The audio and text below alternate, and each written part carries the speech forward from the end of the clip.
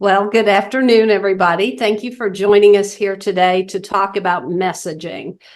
This is one of the most important topics, and I feel like I say that every week, but it's very, very difficult to capture the interest of a voter if you cannot share your message effectively.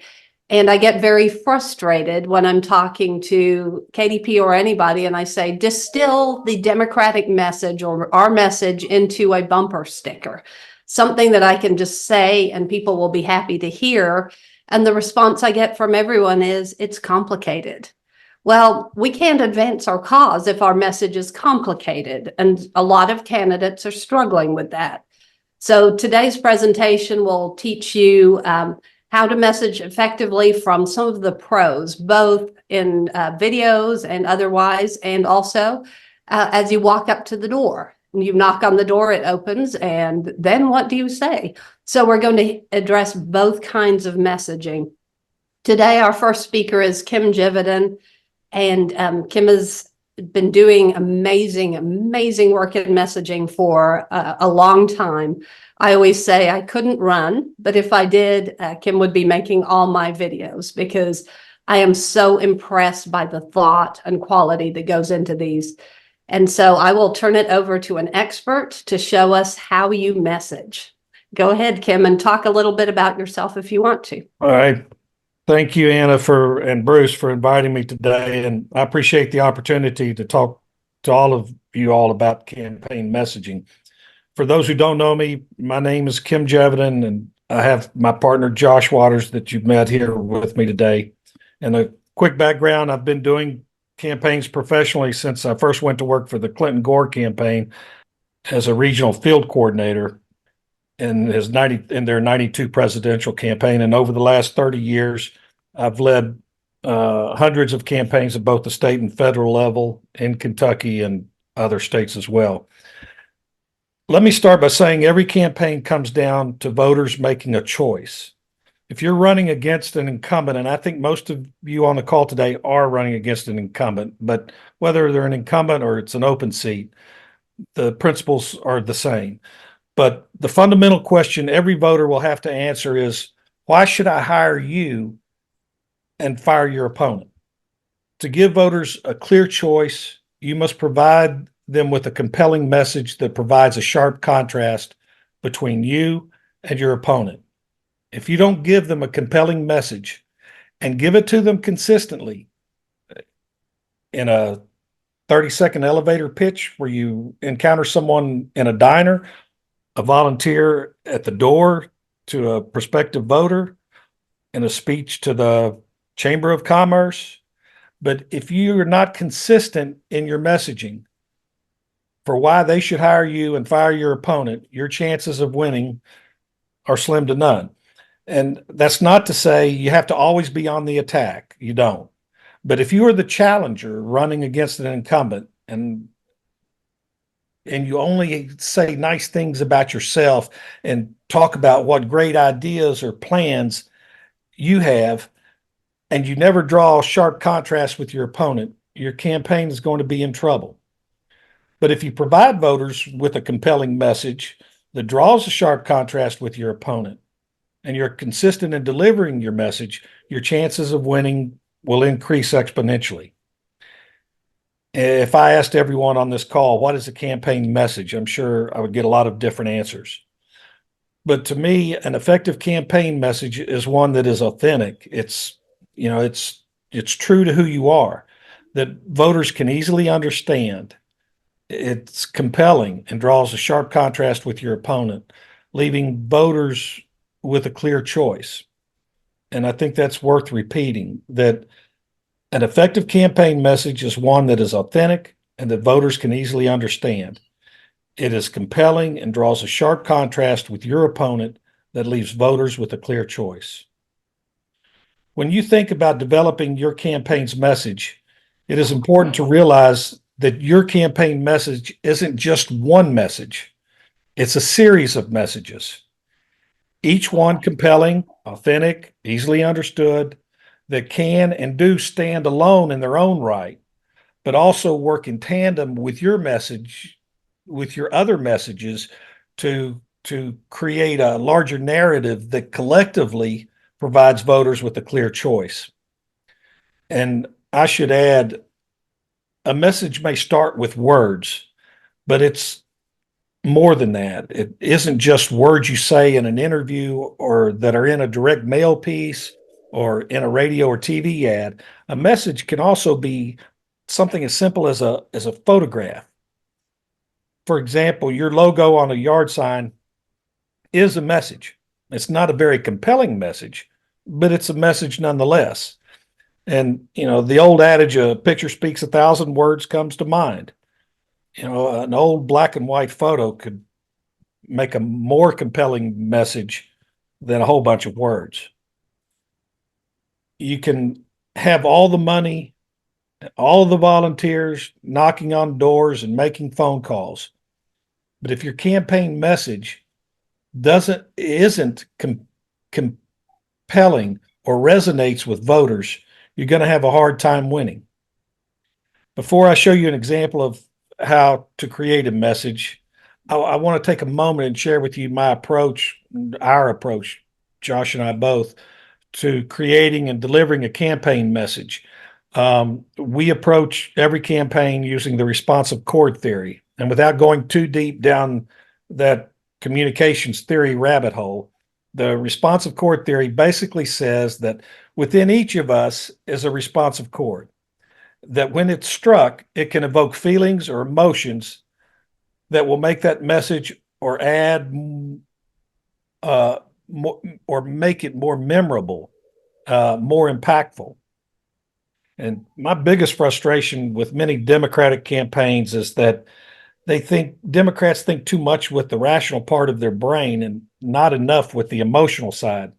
Democrats want to talk about their 4-point plan or list all of the great things they've done or recite a bunch of figures. When they're doing that, they're appealing to the voters' logic and reasoning. But trust me when I tell you, emotion beats reason and feelings overpower logic every time. Case in point, Donald Trump, It's all emotion based, how it makes his supporters feel. A compelling message that leaves voters with a clear choice is one that taps into their emotions. And if I could recommend one book for a political candidate to read, and campaign managers for that matter too, I would encourage everyone to read The Political Brain by Drew Weston. He's a professor in psychology and psychiatry at Emory University. The book is all about how Democrats should talk to voters. It's an easy, fun read, and it uses real campaign examples. And I think you'd find it really informative and impactful on the way you look at messaging and how you form your messaging. So let's move on and talk about how to develop a campaign message. The simplest and most powerful way to develop a campaign message is to draw what we all call the message box. I'm sure you guys have heard it mentioned many times, but it's a simple rectangle divided into 4 quadrants. The upper left quadrant, us on us, is what we're going to say about ourselves. The upper right quadrant, them on them, what your opponent is going to say about himself. The lower left quadrant, us on them, is what we're going to say about our opponent. And of course, the lower right quadrant is what our opponent is going to say about us, them on us. So in this next example of a message box, I'm going to use a campaign that we did last cycle as a case study, and then show you some examples of how our campaign's message box informed our ads.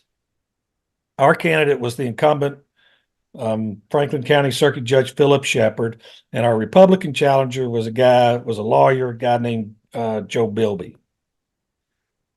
The Franklin County Judicial Circuit, for those of you who don't know, includes the capital and state government, which is the first court to rule on constitutional and regulatory challenges. Kentucky Republicans and legislative leaders in the General Assembly were after Philip Shepard because he had ruled on a few occasions that laws they had passed were unconstitutional. the Republicans viewed Shepard as a partisan Democrat, a liberal activist judge, and they were determined to beat him. So in our message box, Shepard about Shepard, what you say about yourself. Deep roots, one of us. Shepard was born and raised in the community in Franklin County, and lived his whole life there. Reflects our values. His father was a minister at the local Methodist church there for decades. Experienced, independent, fair and impartial, honesty, integrity. Those last five there, independent, fair and impartial, honesty, integrity. In our polling, when we tested a lot of different phrases and words of what voters were looking for in a judge, fair and impartial scored the highest. Independent, integrity, probably second highest, as I recall. And then finally, holding politicians accountable. And I guess I'll digress for a second to say that holding politicians accountable, a lot of what you put in your upper left quadrant, what you say about yourself, you may be saying because it's going to insulate you from what you believe are attacks, what they're going to say about you, right? The bottom right quadrant. So, but moving across left to right, Bilby about Bilby, conservative who will follow the Constitution. And we kind of went through some of his website, his Facebook page, his candidate card, et cetera, that we had. And distilling it down, this is what we came up with. A conservative who will follow the Constitution, experienced constitutional lawyer, devoted to family and faith, general counsel for Agricultural Commissioner Ryan Quarles. And then moving down to what we say about Bilby, what you say about your opponent. Hyperpartisan, political rubber stamp for the Republican legislators' right-wing agenda. Inexperienced and incompetent. Worked for McConnell and Matt Bevin, which we found interesting that he didn't mention them. And when he talked about himself, he didn't mention McConnell or Bevin. And then moving over to what Bilby would say about Shepard, is what your opponent will say about you. A liberal activist judge, political partisan, doesn't follow the Constitution, soft on crime. So we thought it would be helpful for you all to see how a message box translated to our campaign ad messaging in real time. So the ad you're about to see was our first ad of the campaign. Our strategy was to go up early and define Judge Shepard before our opponent or one of the independent committees supporting him did. And these committees, they were out of state billionaires that were pumping hundreds of thousands of dollars in against us and even more money in against another judicial Supreme Court race, I believe it was. But the first ad was driven by our message box. Remember the upper left quadrant, Shepard on Shepard, what you say about yourself. It was 60 seconds, and we wanted to accomplish three objectives. One was to enter, though he had lived there his whole life, circuit judge, you become insulated. Any judge becomes insulated. They're not interacting with people as often as regular folks are. They're pretty isolated. But we wanted to reintroduce Judge Shepard to voters and lay down certain value markers. Second, we wanted to insulate him from anticipated attacks that we knew were sure to come. And third, lay the foundation for attacks we knew we would make later in the campaign against Bilby. As you're listening, I think you will hear how closely we adhered to our message box.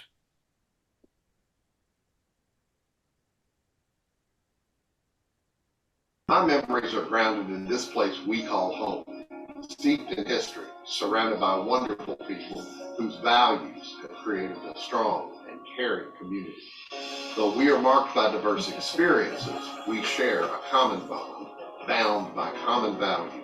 My mother and father, who was a minister here for over 20 years, instilled in me the values of faith, integrity, and service to others, values that still guide me as your circuit judge. As home to state government, we are called on to decide important constitutional issues and hold politicians accountable when they're wrong. That's why I refuse to accept contributions from politicians and political parties.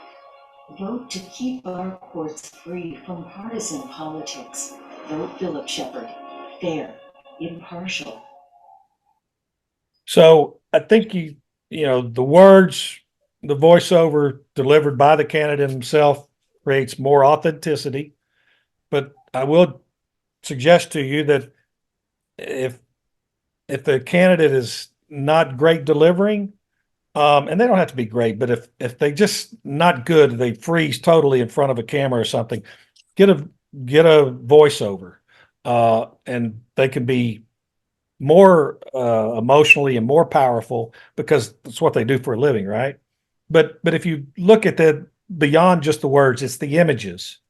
And we had a shorter version of this 60-second that included footage of archival footage from the 40s and 50s that transported people back in time. The nostalgia is a powerful emotion, right? The sun setting on Elkhorn Creek with the father teaching his daughter to fish, right? All of those speak to an emotional perspective. But when we were ready to run our second ad, when we ran our second ad, our opponent had not gone up on the air yet. And so we took advantage of that and we launched our second ad while it was grounded, and this time focused on experience as a judge. In the top left-hand quadrant again, we believed it would be more effective, though, when talking about experience, if we framed his experience in the context of decisions he had made that impacted voters' lives in a positive way. And if I could give you some advice, experience is a positive, but in today's political environment, it can also be a negative. So if you're going to talk about your experience, I strongly recommend that you try and frame your experience in the context of what is it that you've done with that experience that has positively impacted people's lives. Experience is always good, but the old adage, what have you done for me lately, right?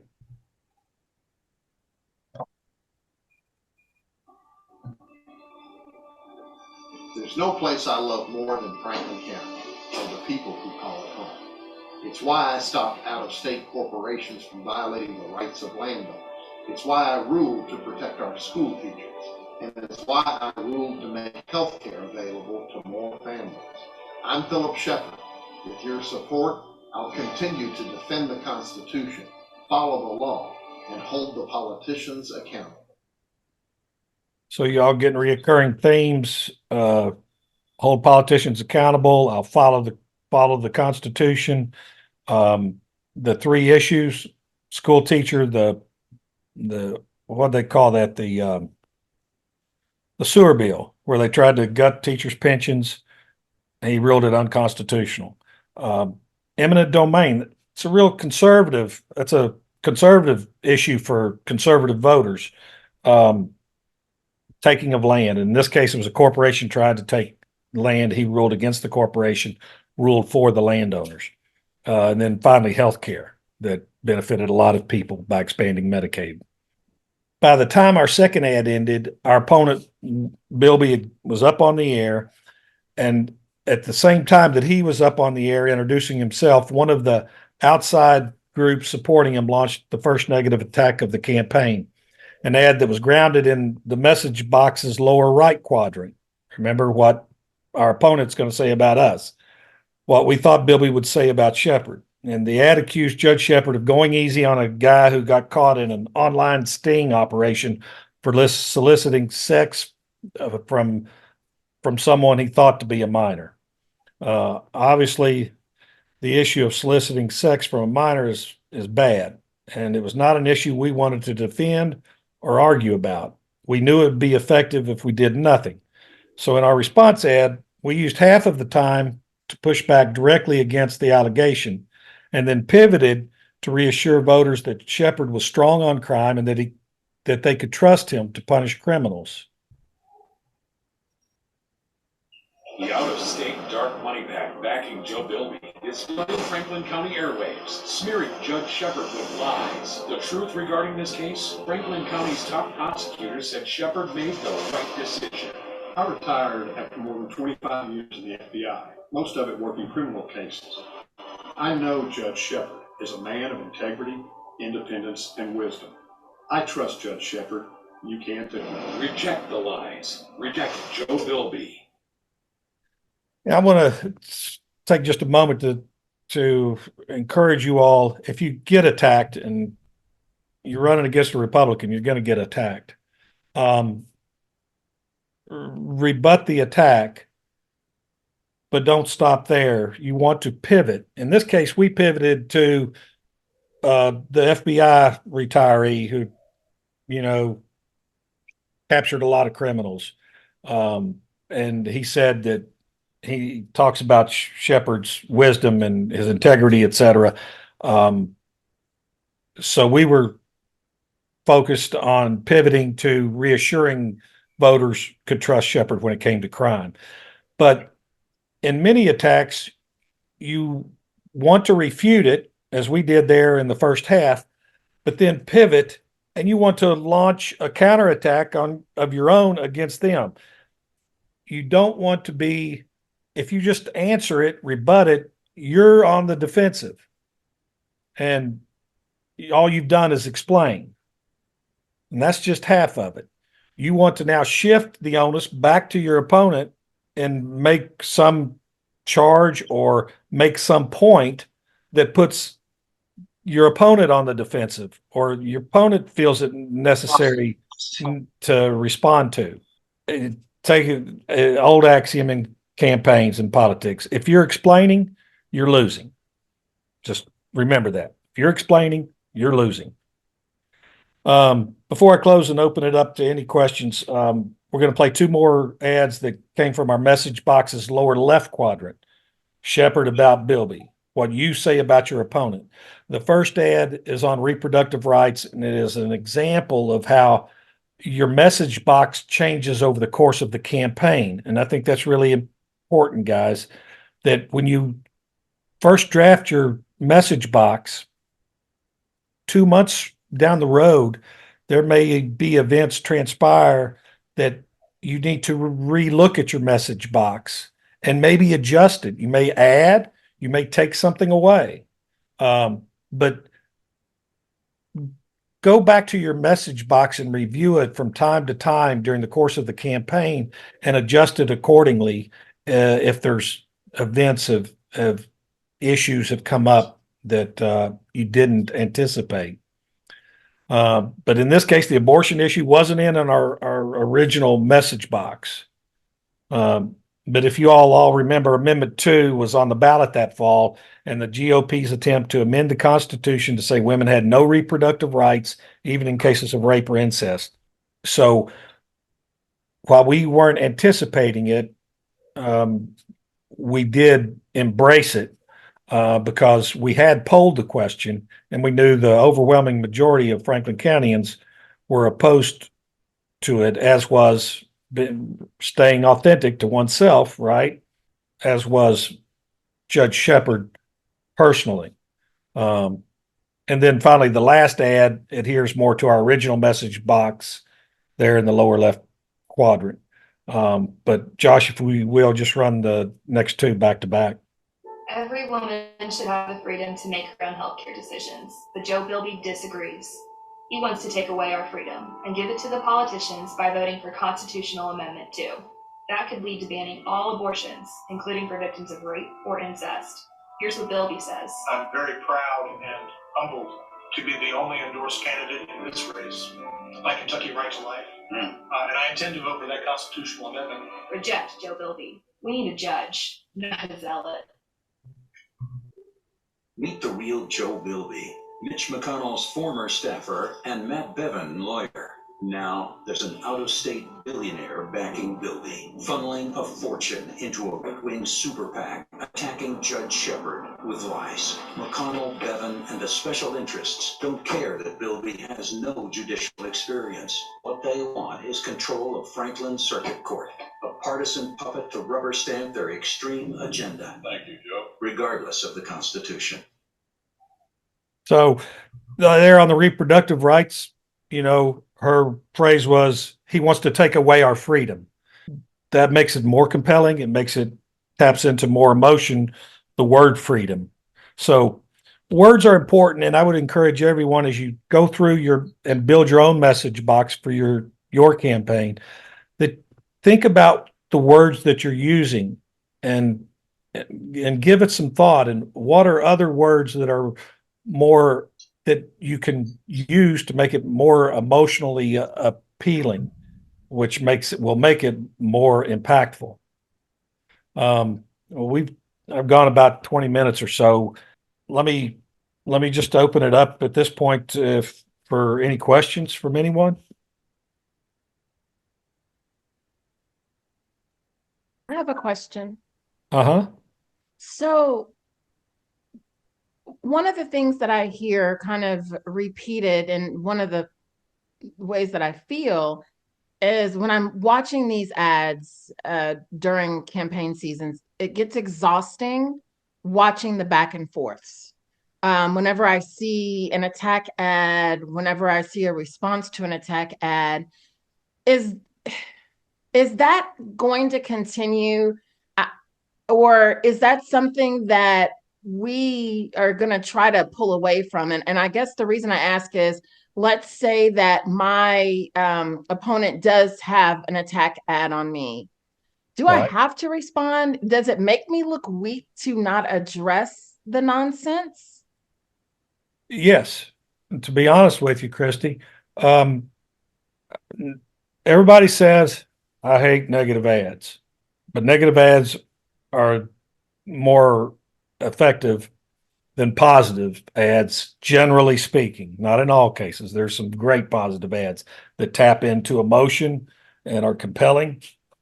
But negative attacks, back when I did Clinton Gore campaign in 92 as a regional field coordinator in far west Kentucky and Tennessee and southern Illinois and southeast Missouri was my region.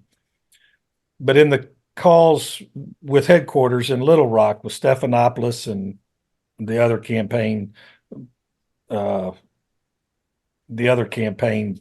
staff, one of the things that was really drilled into us was rapid response.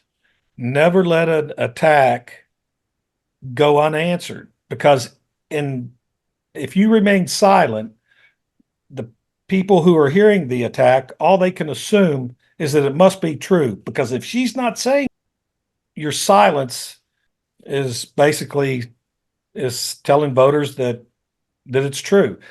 Now, just one small caveat: if negative attack ads are easily, in my opinion, overdone. And it's like the last one you saw with Meet the Real Joe Bilby. It was an attack ad for sure, but it also had these interesting visuals that reinforced the message, but it wasn't over the top where it's like some car ad sales voiceover, But my point is, the message I got from that last ad, to be quite honest, what stuck with me is no judicial experience. That's what rang through, and that's what I remembered. I didn't remember anything else, to be quite honest with you. So I don't know that I even remembered the negative aspects. What stuck with me is, wow, he doesn't have. How are we going to put somebody in as a judge that has no judicial experience? If I can jump in here, that's one of the things we tried to accomplish, was that one of his claim to fame was that he was just a driver for Mitch McConnell, and it was kind of like them pushing him up the political ladder just because of those connections. So the whole ad, it's not really like heavy on graphics or attacks. It's just that slow, subtle him being subservient to Mitch McConnell that he's driving in the car. So that was a big focus point for us on that. But it also, your point, Christy, you know, if that's your takeaway, I consider that successful. Right. You know, if you had have said he's a Mitch McConnell staffer and he's just a puppet to pull, you know, to do whatever they want, that's successful. Okay. No judicial experience, and it also in there was that the one case that he did try, he lost, cost taxpayers $500,000. So there are different things within the ad, but if you take away one thing, then that's, you know, a success. But back to your original question, and to close this loop, there are times that we have not responded to a negative attack by our opponent if we believed that it was so incredibly stupid, over the top, outrageous, or who cares? What does that matter, right? But I would say if it's over the top and outrageous, and say that, just say it's just outrageous, over the top lies by this career politician.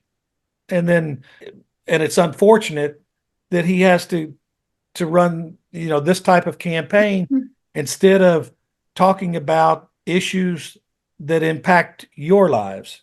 And that's what I'm about. It's not about me, it's about you. So you can respond to it, and you don't have to necessarily respond to it in an ad, but you know what I'm saying? Yes. So it might be a press release, might be a direct mail piece, I gotcha. Okay. a social media video.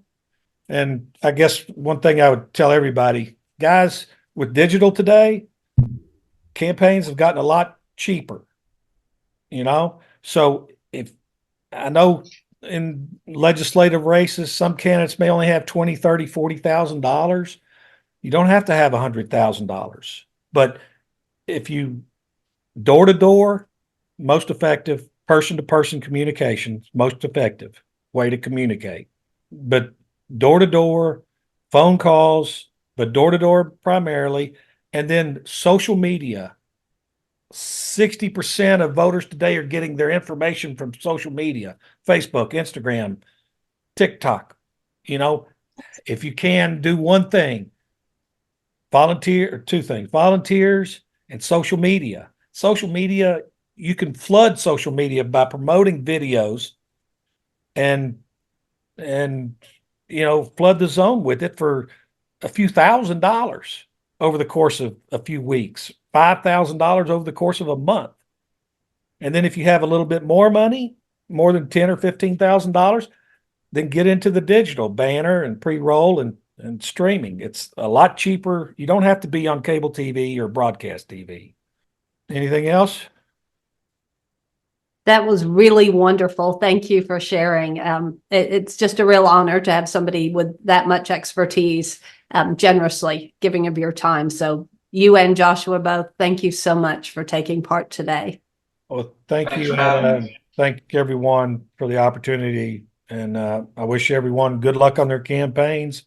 And if anyone needs help or just a sounding board to bounce an idea off of, you know, give me a call. Give me or Josh a call. Thank you so much. And you're welcome to stay on and listen to us talk more about door knocking, or I know you're busy and your big football game tonight, so you're welcome to head on to your event. All right.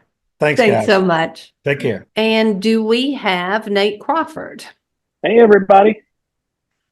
Nate Crawford has been answering doors with candidates and answering hard questions from voters I think he's one of the folks who's been doing it since middle school. I have this group of friends who have truly been working on campaigns since before they were teenagers.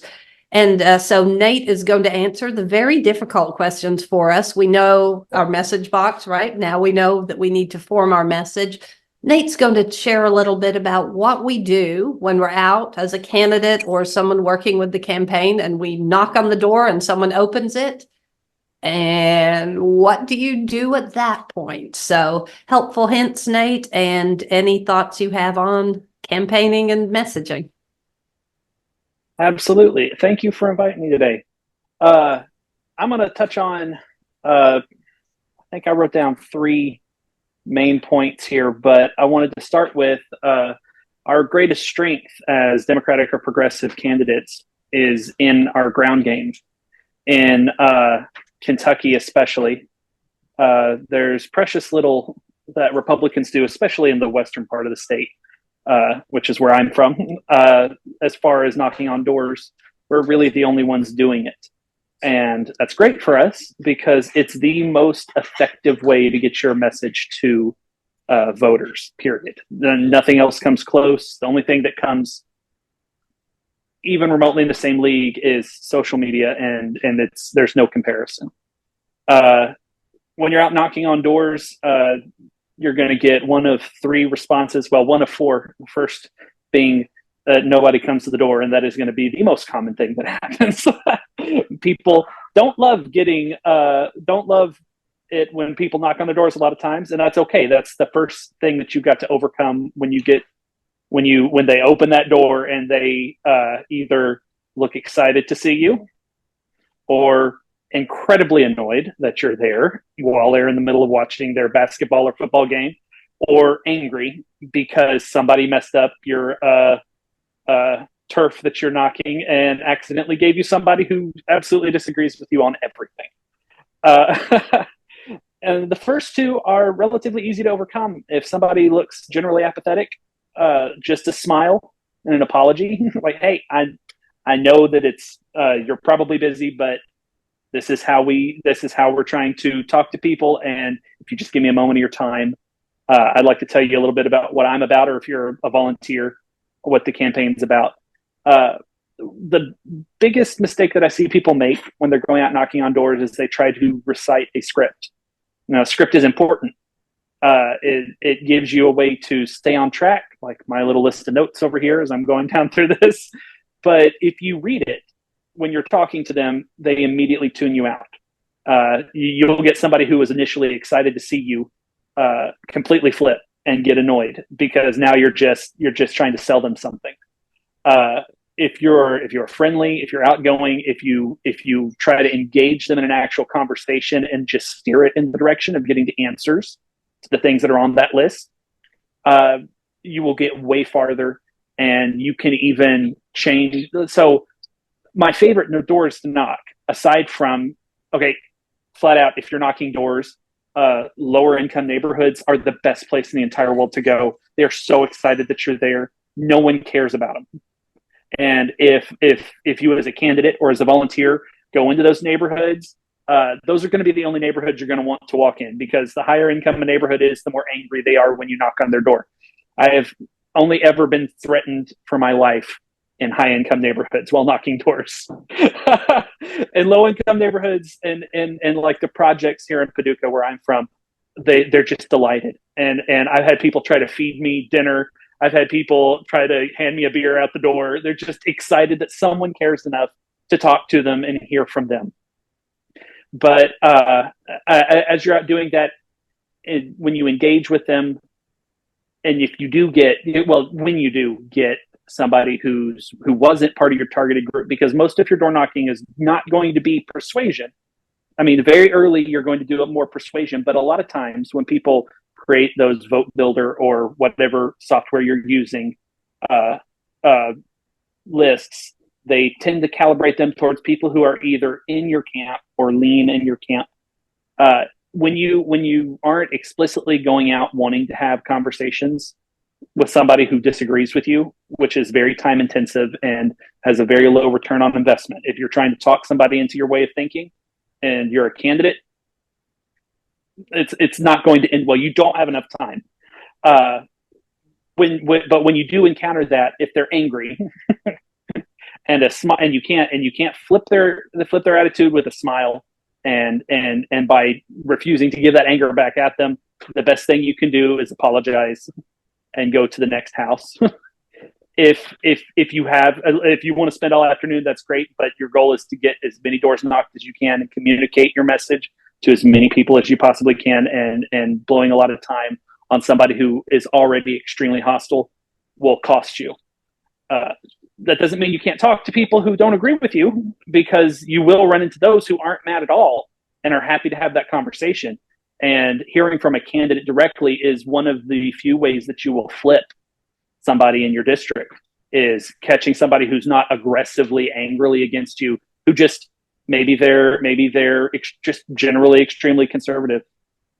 Where I work, the owner is hardcore Republican, and I've had 2 different instances in the last 2 years that he has flipped. And this is a man who is hardcore Trump, voted for Matt Bevin, very Republican.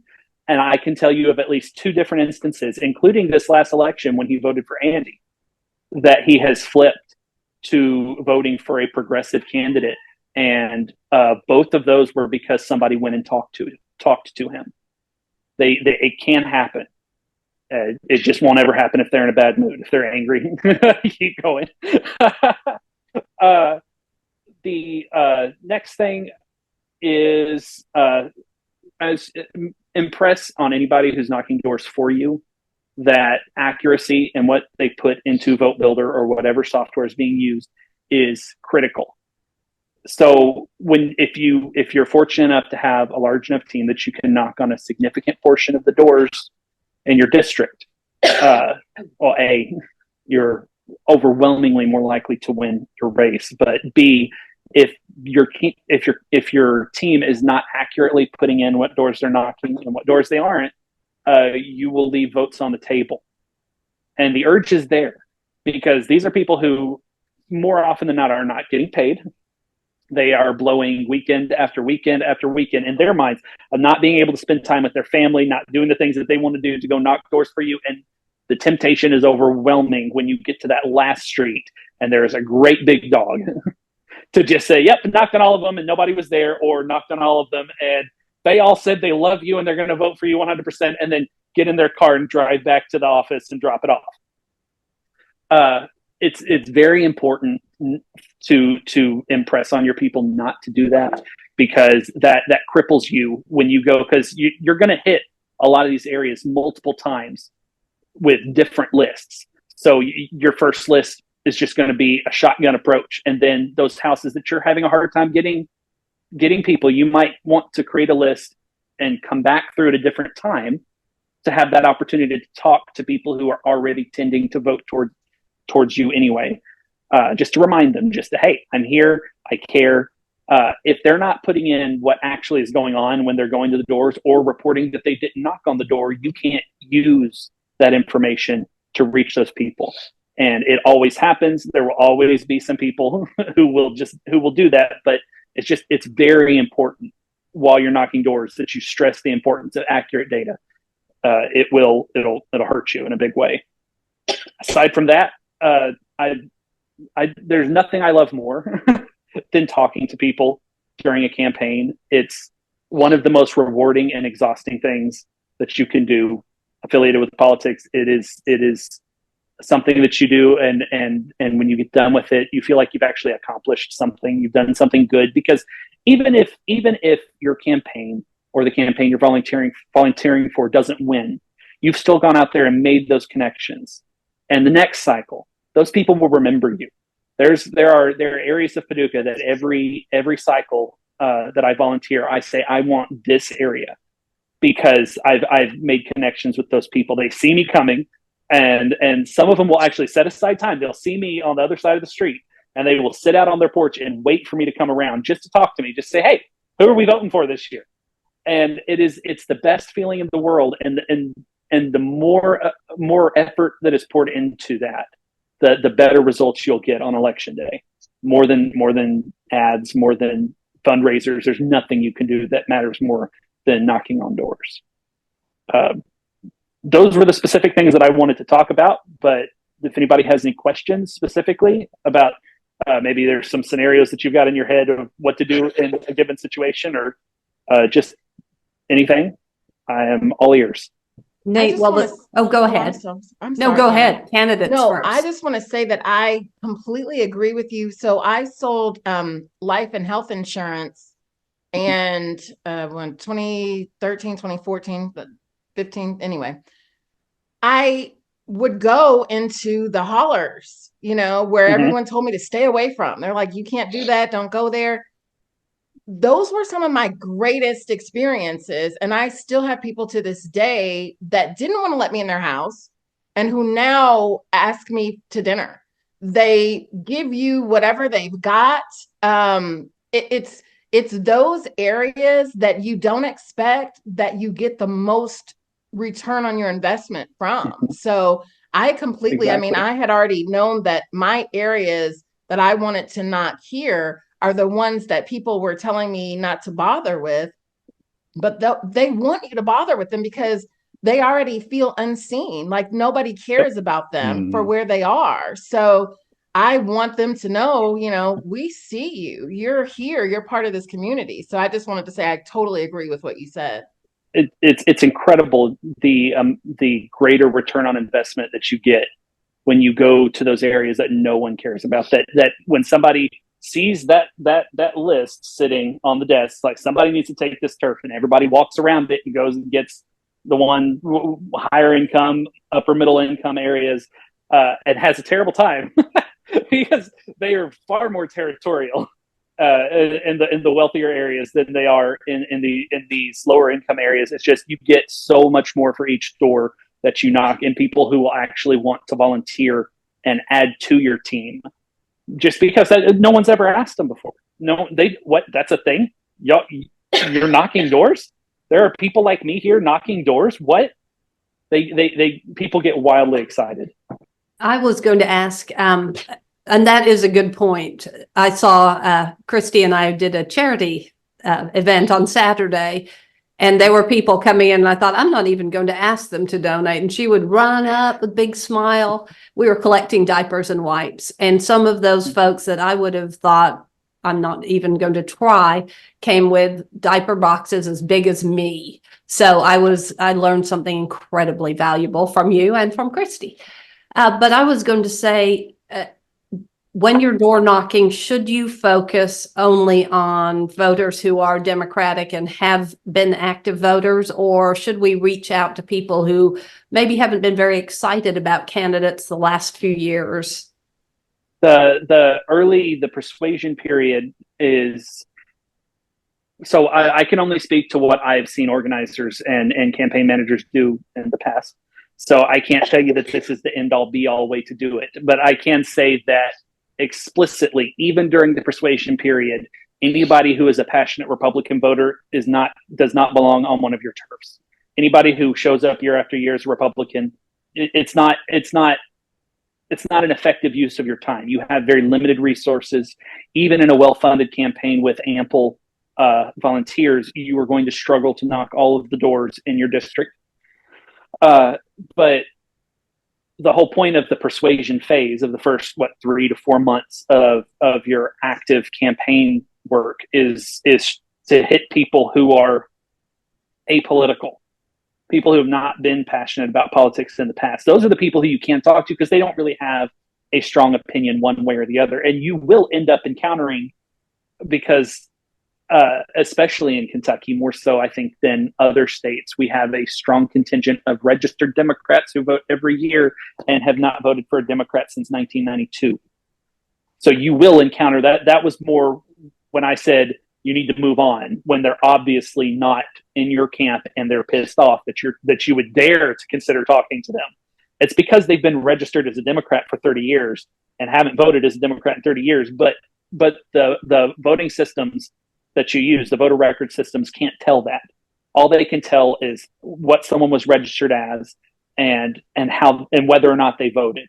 It can see primary votes, but those same people will often vote in primaries just to whoever they consider to be the most conservative person running, or to the one that they think least likely is able to win. In Kentucky, this is, from what I understand, we have one of the highest rates of registered Democrats who are Republicans because it took us so long to flip. We were the banner state for Dixiecrats. So there's just so many people who are not ideologically aligned with us at all that you will encounter, and you can't, if you they will gladly argue with you at the top of their lungs for 4 hours if you stand there. It's just it'll cut so much of your effectiveness out. So I have this is Bruce. I have three quick things to share. Actually, four. First, I want to say thank you to you, both you and Kim and Josh, for all the great work in this presentation. So my three things are: one, I interview candidates all the time, and I always close with the same question, which is, you're standing on my porch, I have answered the door, and I ask you the question, why should I vote for you? What will you say? And what's fascinating is the number of candidates I've had in an interview who couldn't answer that question in under 5 minutes. I have had one or two who literally had it down to 30 seconds or 45 seconds and they could just, do it. But I've had a number of them that just stumble. Like Kim said, they just go through their policy list and it's like, no, you lost me about 35 seconds ago. The second thing I want to share is that there are people who have volunteered for campaigns who know what you're doing and they don't want you to win or your person to win, and they will intentionally engage you on the porch to hold you up so you don't get to any more houses. So just be aware of that. I actually have had it happen to me a couple of times. And then I have one funny story. When I was door knocking for my race in Louisville, I went to one door and the man came out, and one of the things he wanted to talk about, he said, "What are you going to do about aliens?" And I said, "I didn't realize we had very many undocumented workers in Louisville." He said, no, I mean aliens. And he was serious. And I just made a note of it. I said, I'll certainly put that on my list of things to work on. And I got off that porch as fast as I could go. That's my three things to share. If I could jump my back. problem is I'd still be on that porch like, what are we going to do about the aliens? I'm going to have somebody with me that's like, Christy, let's go. Let's not engage. If I could jump in real quickly to piggyback onto Bruce's first point that he made. When you all are doing a message box and you come up with your message, you want to do it you want at least two, but probably three. I typically do three.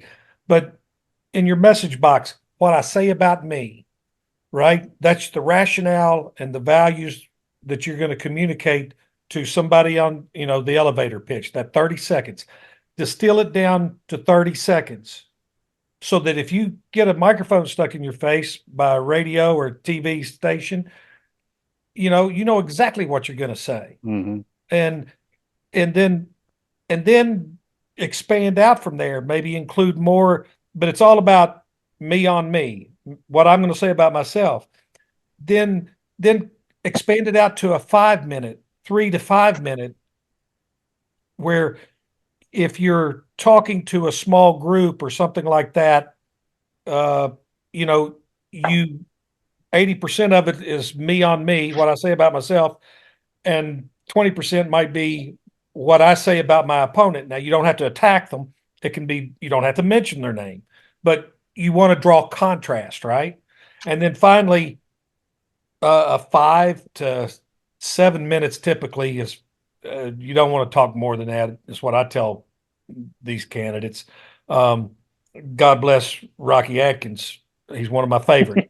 But if you're in a room with Rocky, get ready. You're going to you buckle in. You're going to be there 15, 20 minutes. But my point being, if you're speaking to the Rotary or the Chamber or the Women's Club, 7 minutes is plenty. Use your, what upper left quadrant, what I say about myself, lower left quadrant, what I say about my opponent, but you don't necessarily have to be aggressive about just drawing contrast, always drawing contrast. But I thought that was an excellent point that Bruce made about you guys, if nothing else, get that 30-second elevator pitch down. Absolutely. And I guess, Nate, you have 30 more seconds. What's your elevator speech? What would you like to leave us with? And thank you very much for being with us today. Absolutely. I was happy to be here. I did think of two things, piggybacking off of what a couple other folks were saying. Number one is, if you're a candidate and you're knocking doors, don't go alone. You should have somebody with you. You want your hands free. You want to be able to engage with people, and you need somebody there to keep you on track. You have to. It can be a spouse, it can be a volunteer, somebody just there to help keep you on track, because your time is the most precious thing that campaign has during the campaign. And well, I guess I've lost the other one, but I think I'm just going to go back to the aliens comment. We should work on that. All right. Well, thank you both very much for joining us. I learned something with every one of these, and I think this was one of my favorite sessions so far. So thank you for sharing your expertise. And Kim, that was a killer campaign. Nicely done. And it was my pleasure. Good to talk to you all.